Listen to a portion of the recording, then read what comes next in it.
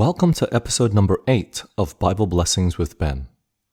Our text today is taken from Psalms chapter 8. There's only 9 verses in this chapter, and it's very interesting that the start and the end of this chapter, verse 1 and verse 9, both end with the same words, O Lord, our Lord, how excellent is thy name in all the earth. So in between these verses, we're going to discover how excellent God's name is. So let's dig in. Psalms chapter 8 verses 3 to 4 says, When I consider thy heavens, the work of thy fingers, the moon and the stars which thou hast ordained, what is man that thou art mindful of him, and the son of man that thou visitest him? When you look up at the starry sky at night, and look at the billions of stars out there that represent the suns of other solar systems, you will begin to realize how small we really are. Well, let me give you some statistics. So how big is our universe? There are about 300 billion stars just in the Milky Way alone. Let that sink in for a minute. That's 300,000 million stars. And if 10% of them have planets, that means there are at least 30 billion planets in our galaxy. That's just the Milky Way, remember?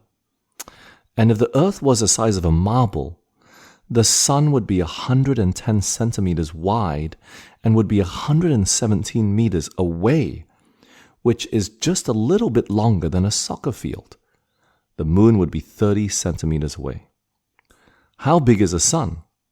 It is around 110 times the size of Earth. Now the next nearest sun would be Alpha Centauri A. It is about the same size as our sun, and if the Earth was a marble, it would be 27,000 kilometers away. This is the smallest distance between our sun and the next sun, or the next closest star. In order to travel to the next closest sun, it would take 4.5 light years. What is a light year? It is the distance that light travels in a year. So light travels at a speed of around 300,000 kilometers per second. So in 1 year at that speed, light would travel approximately 9.3 trillion kilometers a year.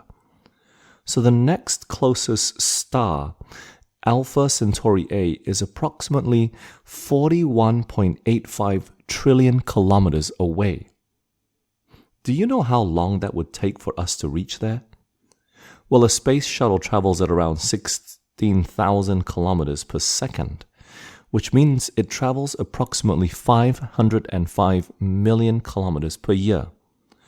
For us to travel to the closest star, it would take about 82,871 years to get there. So once again I read in Psalms chapter 8 verses 3 to 4. When I consider thy heavens, the work of thy fingers, the moon and the stars which thou hast ordained, what is man that thou art mindful of him, and the son of man that thou visitest him? When we pause and think about it for a moment, about the work of God's hands concerning the moon and the stars, we realize how small we are in the great scheme of things. We are just so small, yet God is mindful of us. He visits us. He cares about each and every one of us. Verse 5 to 6 tells us that God crowned each of us with glory and honor and gave us dominion over the whole earth. He put in each of us his character and gave us rulership over this earth, over all the animals. He put us at the very top. He cares. He cares. So I want you to stop for a moment today, whatever you're doing right now, and wherever you are, just pause. Pause to consider the greatness of God just from creation. And whatever problem you might be facing today, whatever challenge you think is too insurmountable, whatever you are feeling, those things are so small to God. We are so small.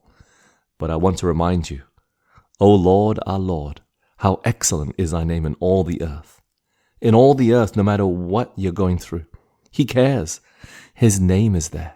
So let's remember to give him our troubles today. He will hear and he will help. I want to leave with you this thought found in Psalms 33, verses 13 to 15. The Lord looketh from heaven, he beholdeth all the sons of men. From the place of his habitation he looketh upon all the inhabitants of the earth. He fashioneth their hearts alike. He considereth all their works. Then verse 18 to 19 says, Behold, the eye of the Lord is upon them that fear him, upon them that hope in his mercy, to deliver their soul from death, and to keep them alive in famine. God may not always change our circumstances. He didn't do it for Jesus that day when he hung on the cross. But the cross is proof that in the midst of all the discouragement we face, we can still triumph through him. So let's pause today to find strength in our great and awesome God. For surely, he still cares for you today and will carry you through whatever trouble or trial you may be facing. God bless you. If you were blessed by the message today, please subscribe and give it a thumbs up. It will help to create more content like this and help to spread the blessing. Thank you and God bless.